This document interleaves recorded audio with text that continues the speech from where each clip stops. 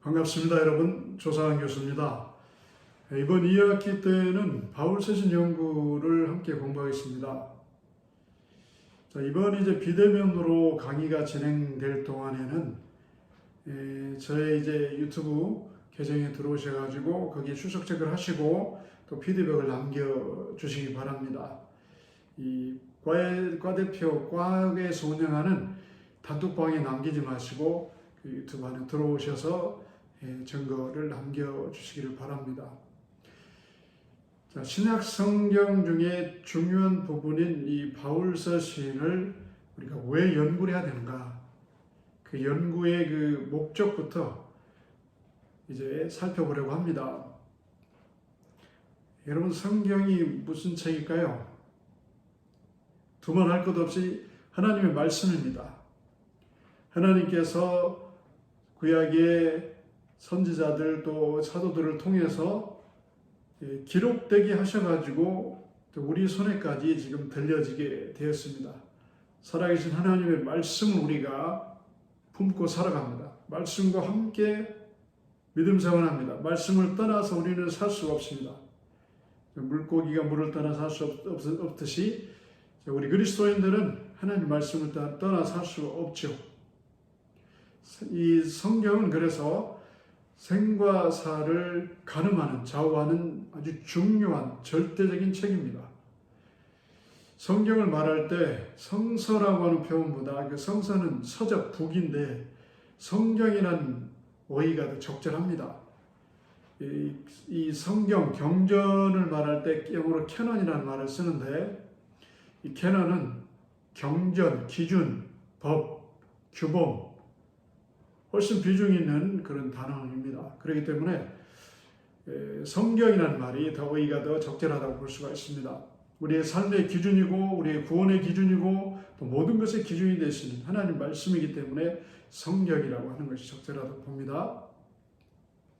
자, 기록된 하나님의 계시인 성경, 구약의 선지자들을 통해서 또 신약의 사도들을 통해서 하나님의 말씀이 성문화되어 기록되게 하셨고 그 기록된 성경이 저와 여러분의 손에 지금까지 들려지게 되었습니다. 자, 이 말씀, 하나님 말씀을 지키기 위해서 기독교 역사가 진행되는 동안에 수없이 많은 사람들이 고난을 당했고 또 핍박을 당했고 말씀을 지키기 위해서 순교까지 당했습니다.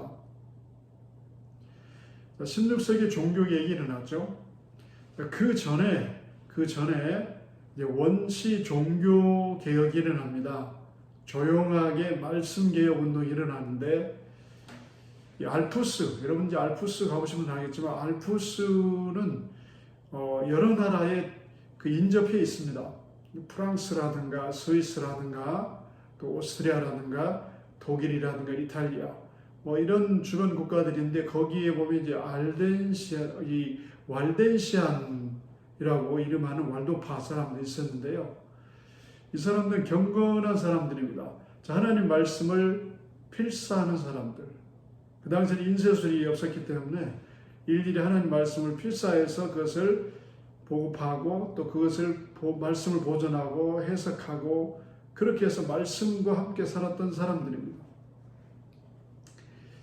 그런데 여러분들 종교개혁이 일어날 그 즈음에 유럽의 상황을 보게 되면 특히 이제 11세기부터 거의 16세기까지 교황권이 절대적이었습니다. 이 교황의 권력, 권위보다는 권력이죠. 엄청난 권력을 휘둘렀는데 각 나라의 왕, 수장을 교황이 임명했습니다. 그러니까 엄청난 거죠. 이 교황이 교황청에서 종교회의를 통해서 어떤 중요한 사안을 결정하는데 성경을 어떻게 취급했는지 알아야 됩니다. 성경은 교황권 밑에 있었습니다. 교황청 안에 수많은 문서들 중에 하나로 취급되었다는 거죠. 아주 무시당했던 거죠. 자, 하나님의 말씀을 해석하는 권위가 최고의 권위가 교황에게 있었습니다. 교황이 결정한 것이 답이에요. 그래서 어느 누구도 성경을 마음대로 볼 수 없게 했고 성경을 소지하지 못하도록 그렇게 했습니다. 종교에서 결정을 합니다. 그러니까 교황과 추기경, 주교, 사제들 외에는 성경을 소유해서는 안 됩니다. 그리고 성경을 읽어서도 안 됩니다. 성경을 가르칠 수가 없습니다. 또 성경을 선포할 수도 없습니다. 해석할 수도 없습니다. 여러분, 이 알덴시안들이 얼마나 고통을 당했습니까? 종교회의에서 로마 카톨릭 종교회의에서 결정한 그 금령을 사실 이 말씀을 지키려고 했던 사람들은 따를 수가 없었어요. 저는 말씀대로 살아야 되기 때문에 그 말씀을 읽고 필사하고 그것을 또 삶으로 살았습니다. 종교회의에서 성경을 소지하지 못하도록 읽지 못하도록 했는데 이것을 지키지 않았다고 해서 이제 로마의 교황이 이 황제들을 선동해서 군대를 보내가지고 그 알덴시안 성도들을 약 10만 명 이상을 학살합니다. 아주 무자비하게 살육합니다, 여러분. 말씀을 가지고 있었다고, 말씀을 읽었다고 그렇게 무자비하게 학살을 하게 됩니다. 지금도 거기 알프스산에 그들의 이제 삶의 흔적이 있다고 합니다. 제가 이 부분에 대해서는 왜 이렇게 조금 말씀을 드리냐면, 제가 이제 몇 년 전에 박사과정에 있는 목사님이 이제 PhD 논문을 지도한 적이 있습니다. 그런데 이 부분에 대해서 논문을 썼기 때문에 그래요. 이분들이 말씀을 지키기 위해서 순교를 당할 정도가 됐죠. 자, 그러면 이제 그분들이 그렇게 고통을 당했고, 그 이후에도 이 교황권을 대항해서 그들의 잘못된 것, 성경을 무시하고 말씀을 무시하고 자기들 마음대로 권력에 휘둘렀던 그 교황에 대해서 또 사제들에 대해서 도전했던 사람이 있었습니다. 자국어로 말씀을 듣지 못하게 했어요. 여러분 생각해 보세요. 라틴어로만 설교를 하겠는데 대부분 유럽 국가들이 라틴을 잘 모릅니다. 어떤 사람들이 라틴을 배웠습니까? 이 귀족의 자녀들, 아주 부잣집의 자녀들이 이 그란마 스쿨, 이런 프라이빗 스쿨 해가지고 사립학교를 다녀서 거기에서 라틴어를 배우게 되고 그들만이 라틴어를 이제 좀 알아듣고 이해하게 되었습니다. 보통 평민들은 아예 몰랐죠. 그런데 설교는 다른 말로 설교할 수 없었고 라틴어로 했다는 것이죠. 얼마나 답답했겠습니까? 하나님 말씀을 읽지 못하게 한 그 로마 교황청의 결정, 이것은 사탄적이라고 할 수가 있는 것이죠. 그래서 영국의 존 위클리프가 영어로 성경을 번역하게 됩니다. 왜요? 말씀 보급하기 위해서. 그런데 영어로 성경을 번역했다 해가지고 화형을 당합니다. 순교를 당합니다. 또 얼마 뒤에 다시 한번 종교재판에서 그를 다시 단죄해가지고 시신을 파가지고 뼈를 자릅니다. 부관 참시를 당한 것이죠. 자, 이렇게 종교개혁의 중요한 단초가 되었던 것이 말씀을 지키는 것이고 말씀을 회복하는 것이고 말씀으로 돌아가는 것입니다. 제가 3년 전인가요? 이 종교개혁 루트를 돌아본 적이 있습니다. 독일부터 해가지고 독일에 있는 그 모든 종교개혁이 일어났던 도시들, 장소, 그 다음에 이제 체코, 프라하. 체코 프라하에 가면 야누스 동상이 중앙에 있죠. 프라하 도시. 야누스는 이 체코 사람들의 정말 그들이 가장 존경하는 사람 중에 한 사람이죠. 그 당시에 교황을 도전했던, 교황의 잘못된 걸 지적했던 사람이고 프라하 대학의 총장이었던 사람이었는데 또 목회자이기도 했어요. 그분이 목회했던 곳에 베들레헴 채플에 가보니까 그 당시에도 엄청난 큰 목회를 했습니다. 프라하 인구가 3만이었습니다. 3만이었던 그 도시가 유럽 국가 중에서 4대 도시에 속할 정도로 큰 도시였는데 10분의 1이 그리스도인이 되었어요. 3천 명이 그곳에 모여서 예배를 드렸습니다.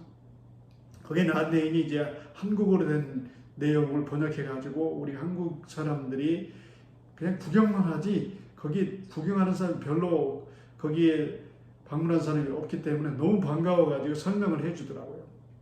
2층에 이제 야누스 사택에 가봤는데 거기 기념관에 특이한 그림이 걸려 있었습니다. 어떤 것이냐면 존 위클리프가 영국에서 부싯돌로 불을 탁탁탁 켭니다. 종교개혁의 불씨를 만드는 거죠.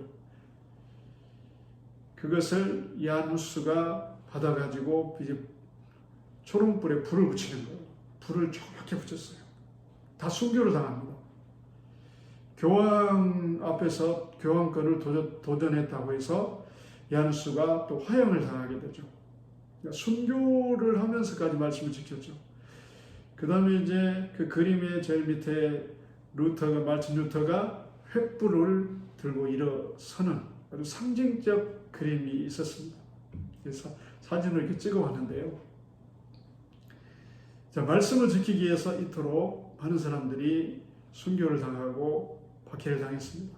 마르틴 루터가 비텐베르크에서 독일인 비텐베르크에서 늘 꿈이 있었습니다. 교황청에 가서 정말 하나님처럼 거룩한 그 성자들을 만나고 교황을 만나고 추기경 주교를 만나면서 그 은혜를 입는 것을 소망하고 있었는데 꿈이 이루어져서 로마의 교황청 바티칸에 갔는데 분노하게 됩니다. 실망하게 됩니다. 어떤 일이 벌어졌을까요? 너무 상상과 다른 일들이 벌어졌습니다. 추기경, 주교 이런 사람, 교황은 말할 것도 없습니다. 세상의 왕처럼 영주들처럼 큰 거대한 성체 속에 살고 엄청난 땅과 부동산, 화려한 금식기 이런 모든 것들이 너무 화려하고 너무 풍요롭게 호화호식하면서 사는 걸 보았습니다. 충격을 받은 거죠. 그리고 주교들은 설교를 듣는데 하나님 말씀을 전하는 것이 아니라 그 속에 더러운 것들이 나오고 음란 폐설이 나오고 너무 크게 실망한 거죠. 루터가 그래서 종교개혁을 하게 된 동기부여를 그곳에서 받게 됩니다. 여러분, 그 당시에 라틴어로 설교를 이제 주교들이 했지 않습니까? 사제들이 못 알아들으니까 설교 준비를 하지 않았어요. 굉장히 무식했다는 거죠. 성경 연구도 하지 않았어요. 그들이 현실적인 것, 화려하게 베드로 성전을 짓기 위해서 면죄부를 판매하고 또 종교 영혼 그 소울 비즈니스라고 그러죠. 제가 이제 종교개혁의 역사라고 하는 그 옥스퍼드 교회사 교수가 쓴 그 1000페이지 되는 책을 번역했습니다. 거기에 보면 나오는데 소울 비즈니스, 신앙을 빙자해서 사업하는 사람들이 그 당시에 수두룩했다는 거죠. 교황을 중심으로 해가지고. 이런 시대에 하나님 말씀으로 돌아가자 하는 게 종교개혁의 운동인 그 중요한 모토가 되었습니다. 그렇게 해서 말씀이 지켜져 내렸고 문해부흥 이후에 르네상스 이후에도 수없이 많은 새로운 사상들이 올라오게 되었고 하나님 말씀을 무너뜨리고 제거하려는 시도도 있었지만 꿋꿋하게 하나님 말씀 지금까지 우리에게 우리 손에 들려져 있습니다. 세계에서 가장 많이 팔리는 베스트셀러가 지금도 성경이라는 사실을 알아야 되겠습니다. 여러분 성경을 얼마나 읽고 있습니까? 얼마나 여러분 성경을 사랑하고 있습니까? 여러분은 말씀의 사역자지 않습니까? 하나님 말씀을 정말 얼마나 여러분 사랑하는지, 매일 정말 읽고 있는지, 매일 묵상하는지, 매일 연구하는지, 그걸 위해서 여러분들이 부름받았다는 사실을 결코 잊지 말아야 되겠습니다. 이 말씀을 지키기 위해서 많은 사람들이 박해를 당했고 소중한 걸 잃어버리기도 하고 목숨을 잃어버리기도 했습니다.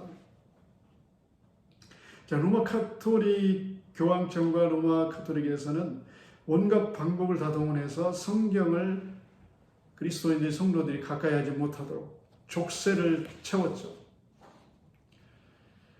이런 일들이 계속되다 보니까 이제 사제들도 하나님 말씀을 멀리하게 되고, 또 평신도들은 아예 이제 하나님 말씀과 가까이 할 수가 없었기 때문에 영적으로 피폐해질 수밖에 없었어요. 그런데 하나님께서 어떻게 보면 평범한 사람이었던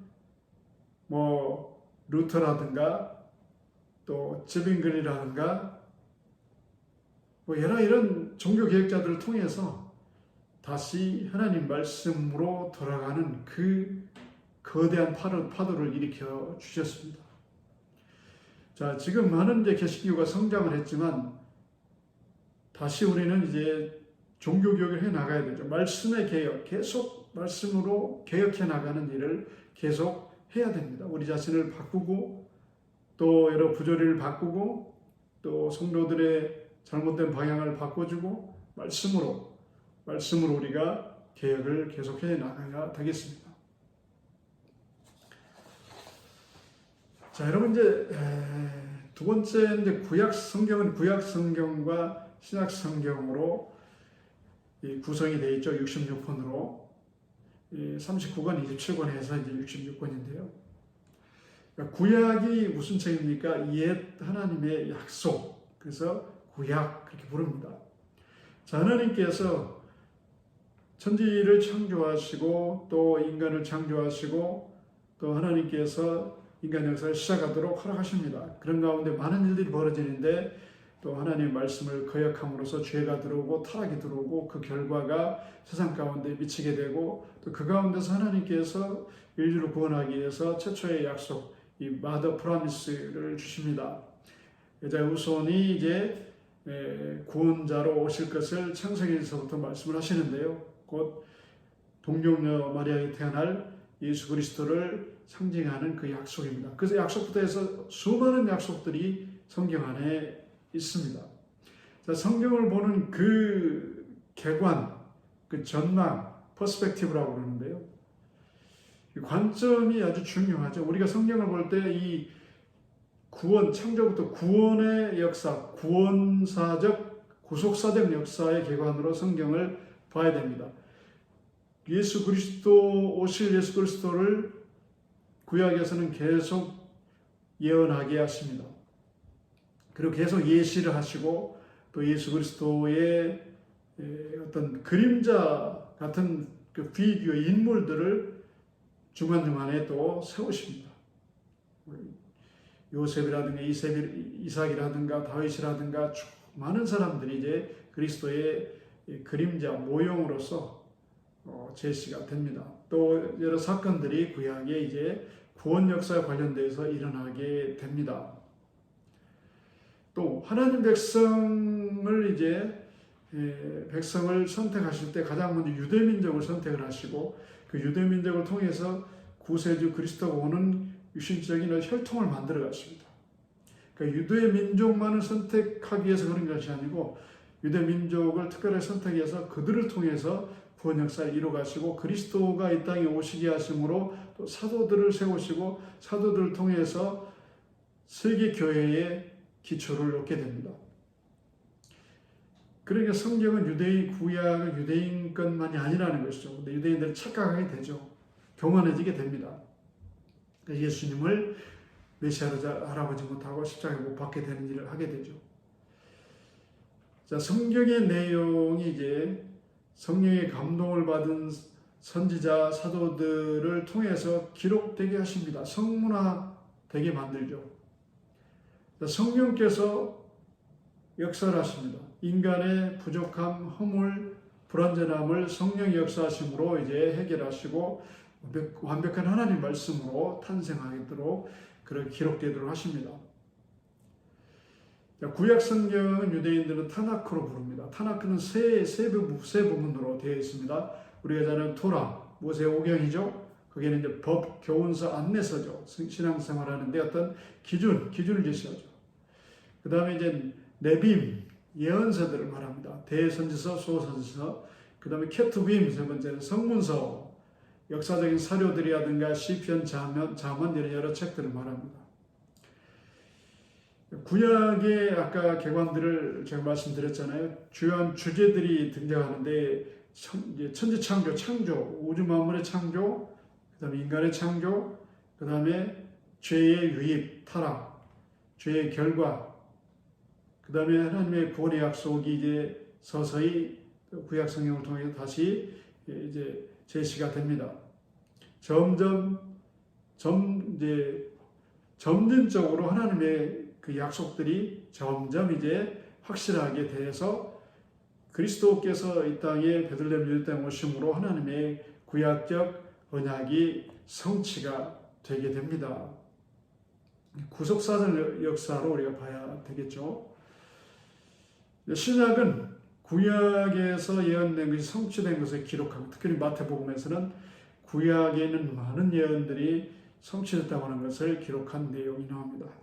그리고 신약에서는 또 메시아가 재림할 것에 대한 약속, 이스라엘의 회복, 또 세계 교회의 어떤 전망들, 종말론적인 전망들이 이제 나오게 됩니다.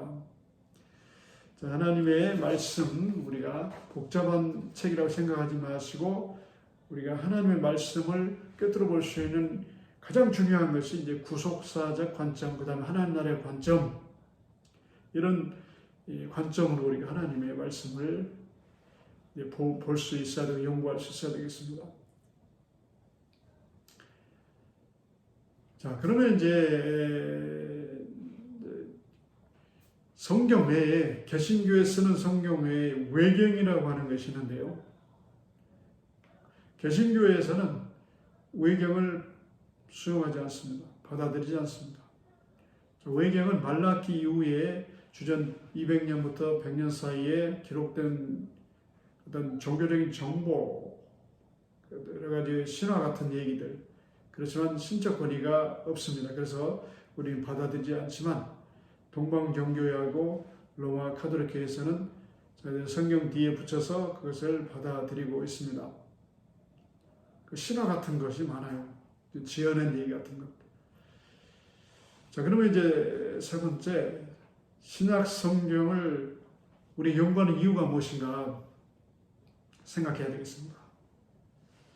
자, 신약 성경은 전 히스토리 역사와 또 나라들과 사회, 개개인의 삶에 오랫동안 크게 직간접적으로 영향을 끼쳐왔기 때문에 이 신약 성경을 연구하는 것은 인간의 구원과 또 죽음과 구원과 또 여러 이 인간이 살아가는 데 있어서 어떤 기준 윤리를 제시하는 아주 중요한 절대적인 목적성을 갖습니다.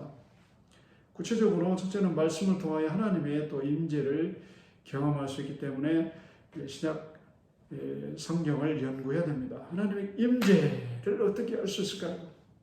여러분들 말씀의 사역자입니다. 말씀을 통해서 우리 하나님 임재를 알 수가 있습니다. 사도행전 17장 27절에 보면 이런 말씀이 나옵니다. 그는 우리 각 사람에게서 멀리 떠나 계시지 아니하시도다. 하나님은 가까이 계신다 하는 말씀이죠. 자, 하나님의 임재를 감지할 때, 깨달을 때 단순히 우리의 느낌, 감정, 어떤 분위기로 희미하게 하는 것이 아니라는 거죠. 말씀, 진리의 빛 가운데서 그 진리의 빛을 통해서 하나님의 임재를 우리가 컨포메이션 확인할 수 있어야 됩니다. 요한복음 14장 17절에서는 그는 진리의 영이라 세상은 능히 그를 받지 못하나니 이는 그를 보지도 못하고 알지도 못하니라. 그러나 너희는 그를 아나니 그는 너희와 함께 하시며 아멘. 또 너희 속에 계시겠습니다. 여러분 안에 영으로 보혜사 성령으로 계신다. abiding 하신다. 말씀합니다. 자, 이것을 말씀을 통해서 확인하고 확증하고 받아들이는 거죠. 여러분 기분이 엄청 좋을 때 성령이 함께 하시는구나 이렇게 생각합니까? 이 감정이라는 부분이 하나님을 인식할 때 우리는 직접 감정적, 정적, 의지적 이런 세 요소로 우리가 창조가 되었는데 우리 인격이 전 인격을 동원해서 하나님의 존재를 우리가 알게 되는데요. 인식하게 되는데요. 자, 성령께서 우리의 인격에 역사를 합니다. 우리는 오류가 많잖아요. 불완전하고 죄의 영향을 받기 때문에. 그래서 하나님의 임재를 깨닫도록 성령께서 우리의 마음에 감동줘 주시고 감정적인 면에서 깨닫게 해주시고 자각도 해주십니다. 그런데 감정이라고 하는 것은 늘 불안할 때가 있습니다. 인간은 완벽하지 않기 때문에. 그래서 내가 지금 기분이 좋다고 해서 꼭 그것이 하나님의 성령의 역사인가 분명하게 말씀을 기준으로 해서 분별해야 됩니다. 또 내가 지금 굉장히 다운돼 있어요. 하나님이 안 계신 것이 아닌가? 하나님 나를 떠난 것이 아닌가? 이런 불안함이 듭니까? 여러분, 요나를 보십시오. 요나가 고통 중에 있었습니다. 바다에 던져졌습니다. 물고기 뱃속에 들어가서 아무것도 보이지 않고 아무것도 볼 수 없는 흑암 속에 있었는데 그 고난 가운데 있었는데 하나님 함께 하셨습니다. 하나님이 임재하셨습니다. 박능끓이 말라갈 때 고난이 옵니다. 햇볕이 들어옵니다. 고난 중에도 얼마나 짜증을 냈습니까? 요나가.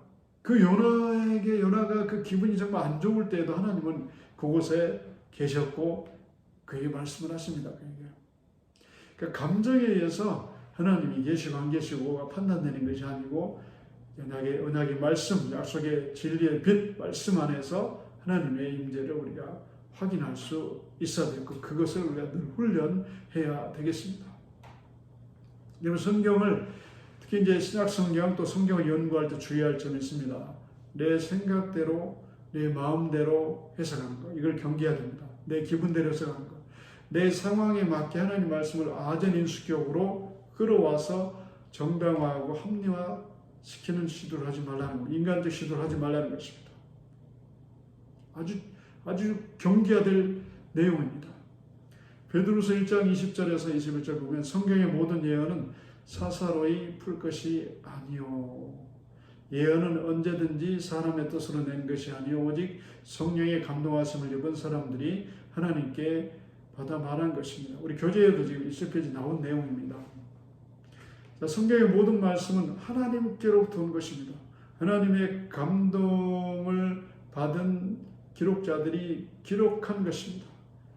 그래서 개인의 어떤 사사로운 편견이라든가 감정이라든가 분위기에 의해서 해석될 수 없다는 걸 분명히 명시합니다. 성령이 원저자라고 했습니다. 또 기록자들 사람이지만 성령께서 임재하시고 감동하사 또 그들의 불완전함을 커버하시고 온전하게 말씀이 기록되도록 하셨다는 사실이죠. 초대교회 당시에 거짓 성경 교사들이 많았습니다. 신천지가 그런 그 성경을 가르친다고 유혹하잖아요. 뭐 성경 신학원, 성경 공부 무슨 방 해가지고 거의 이렇게 나오면 거의 다 이단으로 지금 볼 수가 있습니다. 사입이 비슷한.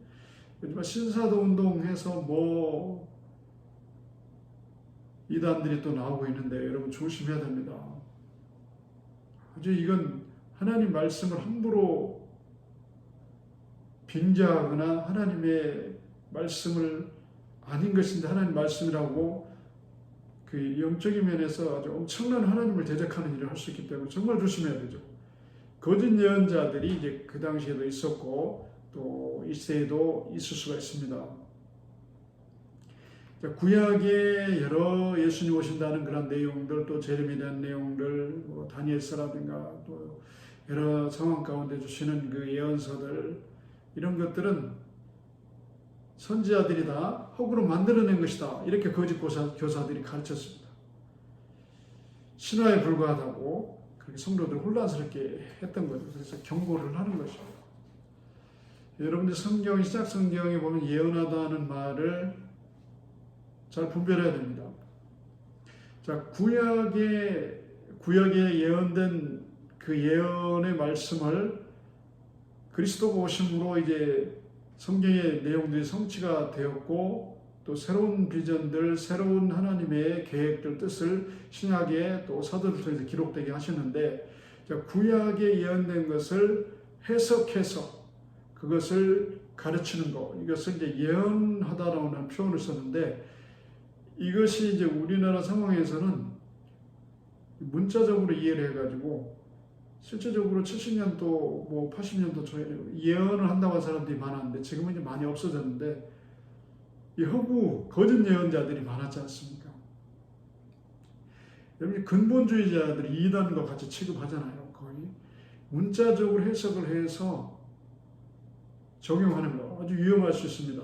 성경은 수많은 상징도 있을 수가 있고, 이제 이단들이 또 이것을 사용을 하잖아요. 뭐 상징으로 되어 있으니 상징을 알아야 구원받다. 그게 어디가 있습니까? 신천지 그건 틀리는 거죠.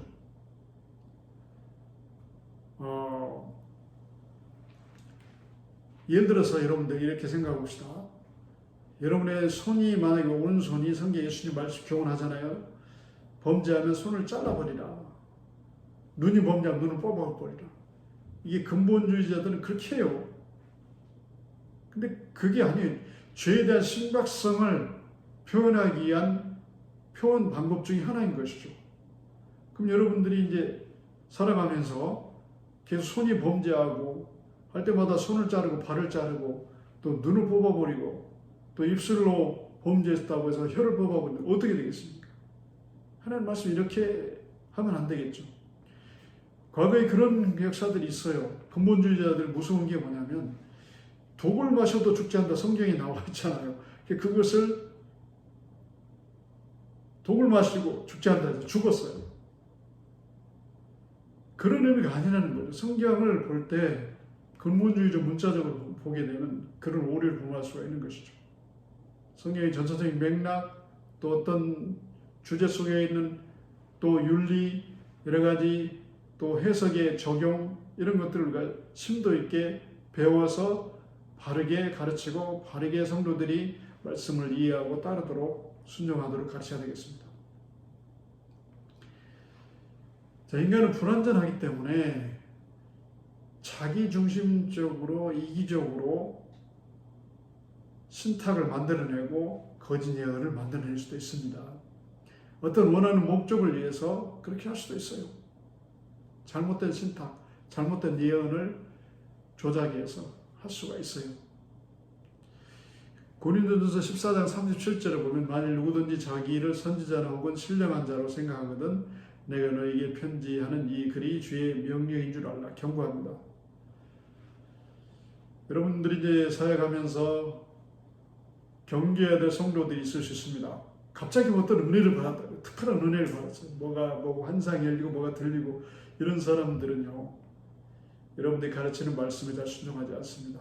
나도 하나님의 능력을 받았는데 옛날에 박태선 씨가 처음부터 그런 게 아니잖아요. 능력이 임했을 때 교만이 들어가고 자기가 하나님처럼 변질되어 버리니까. 그래서 이 거짓된 거짓 영들의 역사도 우리가 분별할 수 있어야 돼요. 에스겔서 13장에 보면 2절부터 이렇게 나옵니다. 인자야 너는 이스라엘이 예언하는 선지자들에게 경고하여 예언하되. 이스라엘 상황에서 수많은 선지자가 있었는데 참 선지자가 있었고 거짓 선지자가 있었어요. 시드기야 같은 아합 왕 밑에서 400명의 거짓 선지자가 아합을 합니다. 왕이시여 뭐 하면서 전쟁에 나가면 이깁니다. 거짓 선지자들이었어요. 이 사람은 자기 마음대로 상황에 맞게 예언해 주는 거죠. 자기 마음대로 예언하는 자에게 말하기를 너희는 여호와의 말씀을 들으라. 에스겔 당시 이런 사람이 있었다는 거죠. 자기 마음대로 예언하는 사람들. 본 곳이 없이 자기 심령을 따라 느낌을 따라 예언하는 어리석은 선자에게 화가 있을진저. 구약에도 있었다는 거죠. 에스겔 13장 17절에 너희 백성 중에 자기 마음대로 예언하는 여자들에게 경고하여 다시 예언하라. 경고하라는 겁니다. 어리석은 사람들을 현혹하는데 따르게 하는데 어떤 이 신탁, 묵시 하나님께 받았다. 하나님께 내가 특별한 거 받았다 할 때 못 모르는 성도들이 거기에 현혹해서 뭐 집을 내놓기도 하고 재산을 드리기도 하고 그런 사람들이 있다는 겁니다. 제가 번역한 CLC 책 중에서 나의 갈보리 언덕이라고 하는 책이 있는데 19세기 초에 20세기 초죠. 1904년 웨일즈 부흥운동이 일어났을 때 그 이후에 이제 영국 전역에 부흥을 이끌었던 로이 헤손과 의사였던 이 처치, 조 처치, 이 사람들이 썼던 부흥의 흔적을 부흥 보고 썼는데 아주 흥미로운 내용들이 많이 들어있습니다. 그 중에 한 그 내용을 있었던 사건을 제가 말씀드리려고 합니다. 1904년에 웨일즈 부흥운동이 일어났습니다. 제가 이제 웨일즈에 또 살았기 때문에 웨일즈를 잘 압니다. 리즈 하월드라고 하는 여자가 엄청난 성령의 역사를 경험했고 하늘이 열리는 역사를 환상을 봤다. 그 사도행전 10장에 베드로가 봤던 그 짐승들이 막 보자기에 싸가지고 내려오는 걸 봐서 그걸 잡아먹으라고 했잖아요. 열방을 상징했죠. 그래서 영국 스완지라고 하는 그 도시에 바닷가에 있는 도시입니다. 제가 자주 갔던 곳인데 거기에 기성용 선수가 그 프리미어 축구팀이 있었던 그 기성용 선수하고 한혜진 탤런트가 거기에 좀 살았죠. 그곳입니다. 그곳에 이제 신학교를 세우게 되는데 30년 안에 온 세상 열방을 다 복음으로 변화시킬 하나님의 종들을 바로 이곳에서 길러낸다고 하는 하나님의 계시를 받았다 해가지고 사람들이 이제 영국 전역에 있는 그때 당시에 성령의 역사가 많이 일어났기 때문에 뜨겁게 열정 가진 사람들이 몰려들겠는데 5, 600명 몰려들겠는데 젊은이들 특히 어떤 사람이 이제 건물을 기증을 합니다. 왜요? 하나님의 역사가 일어났다고 했기 때문에 거기에 신학교를 세우게 되고 거기 나온 젊은이들 중에 이런 사람이 있었어요. 당시 은행원들이 굉장히 또 인기가 있었지 않습니까? 이 은행 직업을 가지는데 은행을 사표를 냅니다. 은행에 사표를 내고 그 신학교를 오게 됩니다. 직업을 버리고 어떤 사람들은 뭘 버리고 어떤 사람은 자기 어머니가 물려준 집을 팔아가지고 절반을 또 바치기도 하고 얼마나 돈이 많이 들어옵니까? 그런 내용 거기에는 이제 교단 또 신학자들이라든가 또 그 당시 크루세이드 선교단체에서 조사를 해보니까 이게 가짜인 거예요. 돈을 끌어들이기 위해서 명성을 가짜 이렇게 명성을 퍼뜨리면서 현혹을 한 거죠. 만들어낸 거예요. 그 환상 계시를 받아가지고. 한 달 만에 이제 그 사기가 끝났는데 이 수많은 젊은이들이 아주 절망하게 됩니다. 은행 한 달 뒤에 돌아가니까 자기 자리에 벌써 누가 새로 직원을 채용해가지고 갈 수가 없습니다. 많은 것들을 잃어버리게 됩니다. 풍파가 지나간 거죠. 그 학교가 그래도 명맥을 막 유지해가지고 거의 이제 학교가 없어질 정도가 됐는데 2009년에 이름을 바꿨어요. 트리니티 스쿨 오브 디알로지 해가지고 이름을 개칭해서 그 언어 연수하는 랭귀지 스쿨로 비자를 팔아먹는 학교, 이상한 학교, 난 좋은 학교로 지금 유지하고 있어요. 혹시 영국 가서 공부할 분들 이 학교를 가서는 안 됩니다. 가짜 학교죠. 하나님의 임재를 이런 식으로 빙자하고 하나님 앞에서 이렇게 하는 사람들은 정말 무서운 심판을 받게 되겠죠. 하나님 말씀을 연구할 때 정말 정직한 자세로 이기적 욕심을 버리고 좀 하나님의 말씀 안에 들어가서 그 말씀을 무릎 꿇고 우리가 하나님 말씀을 연구해야 됩니다. 두 번째 신학을 연구하는 이제 두 번째 이유가 인간의 개개인의 궁극적 의미를 말씀에서 찾을 수 있기 때문입니다. 자, 이 말씀은 인간 개개인의 삶의 기준이 됩니다. 윤리적 기준이 됩니다. 옳고 그름의 기준을 제시하기 때문에 어떻게 살 것인가 그 기준이 있어야 돼요. 그 크라이테리아를 기준을 제시해 주는 것이 바로 말씀입니다. 그래서 그리스도인들은 하나님의 말씀 안에 살아가야 됩니다. 말씀의 기준을 따라 살아가는 것 당연합니다, 여러분. 특히 예수 그리스도를 믿는 자들이 잘못 오해하게 되면 예수 믿으면 그냥 은혜만 받으면 되지, 이게 아니라는 거죠. 실제 그리스도인의 삶의 기준이 되는 것이 하나님의 윤리입니다. 말씀입니다. 말씀은 옳고 그름을 결정해주고 판단해주는 기준이 되기 때문에 말씀의 이 프린시플, 원리가 됩니다. 우리가 생활하면서 어떤 걸 판단하고 계획하고 또 모든 관계성 속에서 또 여러분들이 교회를 운영하고 모든 걸 할 때도 하나님 말씀이 기준이 됩니다. 아주 중요한 것입니다. 그 기준을 버리게 되면 인간적인 것들이 들어오게 되고 타락하게 됩니다. 구약에서는 그 기준이 율법이었어요. 신약에서는 우리에게 주신 하나님의 말씀, 예수께서 또 주신 말씀이 우리의 기준이 됩니다. 그리고 세 번째는 하나님 말씀은 삶의 방향성을 제시합니다. 수많은 사람들이 길이 어딘지 몰라서, 인생의 옳은 방향이 뭔지 몰라서 방황합니다. 그래서 여러분들이 이제 복음을 전하고 전도할 때 길을 방황하고 길을 몰라서 방황하는 사람들에게 복음을 전했을 때 그들이 예수 그리스도, 길 대신 예수 그리스도, 나는 길이요 진리요 생명이니 이렇게 말씀하셨는데, 바로 길 대신 I am the way, 길 대신 예수 그리스도를 만날 때 인간의 방황이 그치게 됩니다. 방향성, 인간의 방향성이 중요하죠. 인생의 방향성이 중요합니다. 말씀이 그것을 분명하게 우리에게 가르치고 있기 때문에 말씀에서 우리의 인생의 방향을 찾아야 됩니다. 자, 하나님 말씀을 받아들이느냐 마느냐에 따라서 인생의 방향성이 완전히 달라질 수도 있습니다. 그 결과가 하늘과 땅처럼 차이가 납니다. 사람들은 살아가면서 죽음에 대해 생각지 않습니다. 죽음은 늘 부담스럽게 생각되고 두려운 것이고 불안하게 만드는 것이기 때문에 죽음에 대해 생각지 않습니다. 그런데 성경은 죽음과 또 구원을 얘기합니다. 심판을 얘기합니다. 한 번 죽는 것은 사람에게 정하신 것이라 분명히 못을 박습니다. 그 후에는 심판이 있으라고 말씀합니다.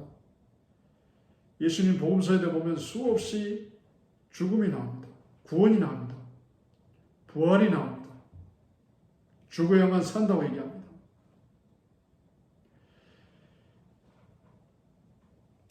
로마 시대에 하나님을 몰랐던 사람들도 굉장히 철학적으로 살았습니다. 이 말은 무슨 말이냐면, 한 가지 예를 듭니다. 로마의 개선장군이 어떤 지역을 정복해서 어떤 나라를 정복해가지고 화려한 개선 행렬이 들어올 때 팡파레를 울리고 온 도시 사람들이, 시민들 나와서 꽃가를 뿌리면서 환영합니다. 그런데 그들의 관습이 있었습니다. 그 개선장군 뒤에서 한 종이 따라가면서 이 말을 읊도록 합니다. 모멘토 모리, 당신은 반드시 죽는다. 당신은 반드시 죽는다. 연애를 베푸는 파티하는 자리에도 백골을 들고 여러분 언젠가는 이렇게 됩니다 라고 그들은 죽음을 인식하면서 겸손하게 살도록 했습니다. 내세를 생각하며 살도록 했습니다. 자, 지금 이 시대에 그리스도인들이 어떻게 살아가는가? 내세 생각하지 않습니다. 끊임없이 현실 어떤 먹고 사는 문제, 교인들도 그리스도인들도 마찬가지예요. 천국을 사모하고 하나님 말씀을 사모하고 또 기도하는 걸 사모하고 하는 것보다 현실 어떤 것들, 물질이라든 쾌락이든 현실의 것을 얼마나 따라가는지 모릅니다. 그들이 하나님 말씀을 가까이 하고 열정적으로 생명처럼 목숨처럼 하나님 말씀을 여기는지 살펴봐야 됩니다. 하나님 말씀에 대한 열망이 사라질 때 타락이 옵니다. 하나님 말씀 버릴 때 타락이 오게 됩니다. 멸망이 오게 됩니다. 그래서 하나님 말씀을 붙들도록, 인생의 모든 키를 제공하는 하나님 말씀을 붙들도록 가르쳐야 되겠습니다. 또 신약성경 연구하는 이유 중에 하나가 말씀은 영혼을 치유하는 능력이 있기 때문입니다. 하나님 말씀 우리 인생을 고칩니다. 시편 107편에도 보면 하나님께서 말씀을 보내 우리를 고치신다라고 되어 있습니다. 고치실 거예요. 육신도 고치고 영혼도 고치고 고치시는 능력이 있어요. 그래서 말씀으로 연구해야 됩니다. 우리의 가치관을 고치고 우리의 인성을 고치고 비틀어진 왜곡된 우리의 품성을 고치고 인간을 개조시킬 수 있는 능력이 하나님 말씀이기 때문에 고쳐야 되지 않겠습니까? 말씀 속에 들어와야 돼요. 말씀을 고쳐야 돼요. 말씀으로 고쳐야 돼요. 프로그램은 도움은 어느 정도 되지만 근본적으로 하나님 말씀이 우리 인간을 근본을 영혼의 뿌리를 변화시키고 인격을 변화시킵니다. 그래서 말씀을 강조하고 말씀을 가르치고 또 가르치고 반복적으로 구약에서 신명기 6장에 있는 것처럼 쉐마 이스라엘, 들으라 이스라엘 또 배우고 강조하고 또 강조하고 앉아서 있을 때든지 누워 있을 때든지 여행 갈 때든지 말씀을 반복적으로 가르쳐야 될 이유가 있다는 것입니다. 인생을 치유하기 때문에. 또 신약 이 성경을 또 연구해야 되는 이유 중에 하나가 구원의 길을 제시하기 때문에 말씀을 가르치고 그걸 들을 때 구원의 길을 알 수가 있습니다. 듣지 않고 어떻게 구원의 길을 알 수 있겠습니까? 전하는 자가 없어 어떻게 구원의 길을 알 수 있겠습니까? 그래서 우리는 하나님 말씀이 얼마나 중요한지를 알아야 돼요. 연구를 해야 되는 이유가 정말 성실하게 하나님을 두렵고 떨림으로 하나님 말씀을 연구해야 되는 이유가 있습니다. 구원의 길을 위해서 세상을 구원한 말씀 속에 그 구원의 능력이 있기 때문에요. 약속을 믿는 자들, 구원을 주신 하나님의 능력을 우리가 믿어야 됩니다. 말씀을 우리가 믿어야 됩니다. 사도행전 16장 30절에 내가 어떻게 하여 구원을 얻으리까? 주 예수를 믿으라. 그래야 너와 내 집 구원을 받으리라. 아멘. 여러분들 하나님 말씀이 이렇게 중요합니다. 정말 말씀을 이번 우리 학기를 통해서 정말 하나님 말씀을 신실하게 연구하는, 경건하게 연구하고 내 고집, 내 느낌, 내 감정이 아니라 하나님 말씀을 볼 때 최소한 주석을 보면서라도 좀 연구도 하고 그렇게 해서 내 생각이 아닌 하나님의 말씀은 말씀대로 우리 연구를 해서 쉽게 적용할 수 있도록 여러분들이 이제 성도들에게 잘 교육하고 가르치는 것까지 실천하게 하는 것까지가 이제 목표가 됩니다. 거의 지금 50분이 다 돼가고 있는데요. 여러분 이제 비대면 기간 동안에 우리가 동영상을 하지만 또 이제 대면으로 할 때 또 여러분에게 활발하게 또 진행할 수 있을 것 같습니다. 모쪼록 여러분들이 이런 기간에도 이 강의를 통해서 도전을 받으시고 또 여러분들의 그 말씀 연구에 대한 또 자세가 또 새롭게 정립될 수 있기를 바랍니다. 감사합니다. 또 다음 시간에 뵙겠습니다. 감사합니다.